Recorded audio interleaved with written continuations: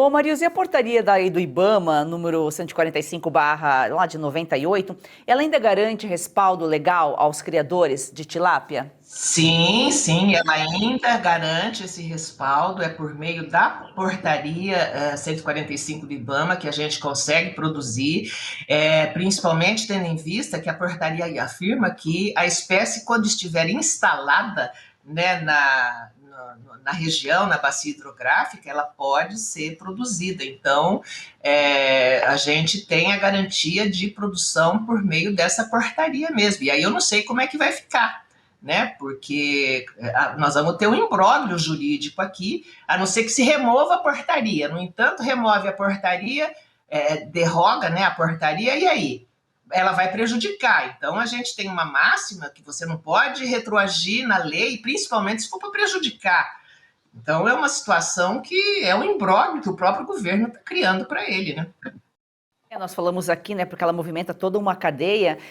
Imagina o impacto econômico que uma proibição poderia causar nesses estados produtores, né, como São Paulo, Paraná produz muita tilápia. Outros estados também estão crescendo aí, têm potencial, estão ampliando a produção. E assim, você não falou, Santa Catarina. Santa Catarina tem 35 mil pequenos produtores de tilápia, né? Então, nós temos isso no Brasil inteiro. Mato Grosso do Sul, até recentemente, era o maior estado exportador de tilápia para os Estados Unidos, né? E agora nós estamos, assim, sob um bombardeio, viu, Joyce? Porque, veja bem, nós estávamos aqui tranquilos, o governo foi ao Vietnã e autorizou, fez um negócio bilateral lá, e importação de tilápia, do filé de tilápia do Vietnã. Tá, aí veio a regra do tarifaço, que também nos atingiu, né? E agora vem essa situação aí do Conabio querer incluir a tilápia na lista de espécies exóticas invasoras. Então, é duro produzir nesse país, viu, minha menina? É duro, Joyce, produzir nesse país. Então, você veja que é bombardeio de todos os lados, né? E isso prejudica as economias, são empregos, postos de trabalho, geração de emprego, de renda, tem toda uma cadeia de valor que ela termina sendo comprometida e que afeta fundamentalmente a economia das regiões. Como eu já te falei, eu posso te levar, e quem quiser verificar em loco, o que a tilapicultura faz nas regiões do país onde ela acontece, né? Ela promove o desenvolvimento local, ela melhora a qualidade de vida das pessoas, a vida material das pessoas. Tem um município aqui na região de Ilha Solteira, tem um distrito chamado Esmeralda, o município é Rubinéia. Eu estudei naquele lugar, eu sei o que a tilapicultura fez por aquelas 620 pessoas desse vilarejo, desse distrito, né? Porque hoje 60% da população ali trabalha na tilapicultura. As casas eram de madeira, sabe? Você não tinha nada, você tinha boteco para vender pinga e pão, sabe? Tinha uma senhora que congelava o pão. E a piscicultura, em especial a tilapicultura, você chega lá, todo mundo tem uma moto, melhorou a casa, tem um carrinho na garagem, porque isso desenvolve a economia do local. E é isso que a gente precisa, né? Com responsabilidade, obviamente, todo produtor tem responsabilidade em relação à criação. É isso que a gente precisa fazer com que essas pessoas enxerguem, né? Mas é justamente contra o desenvolvimento que o governo do PT trabalha, né? Ele já não ajuda. Se ele não atrapalhasse, já estaria ajudando, mas não, tudo que acontece para o bem, para o desenvolvimento do país, ele vai lá, toca e quer barrar. E a Conabio provavelmente não consultou o setor antes de tomar essa decisão, né? Olha, eu faço parte de um GT, a Peixe SP faz parte de um GT de revisão da CONAMA 413, que é que faz as orientações para as CETESBs e organizações estaduais de meio ambiente fazer o licenciamento.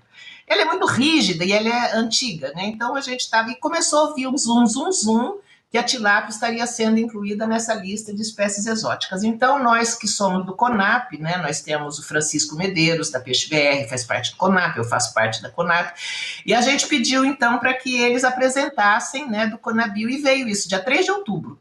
Então, nós tomamos conhecimento efetivo dessa informação no dia 3 de outubro, e pasme, assim, na transparência número 8 lá, que a secretária Rita de Cássia fez, a apresentação tem lá a palavra erradicação, erradicação, né?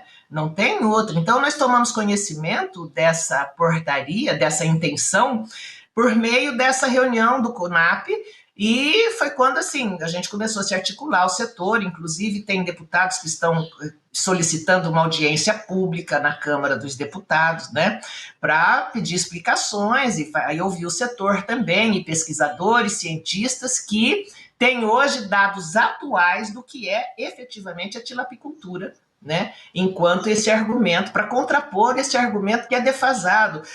Joyce, nós temos assim uma evolução. Quando eu comecei com isso, há 20 e poucos anos atrás, a tilápia tinha ração peletizada, quer dizer, era uma película que envolvia a bolinha ali da ração e ela boiava um pouco mais de tempo na água até o peixe vir consumir.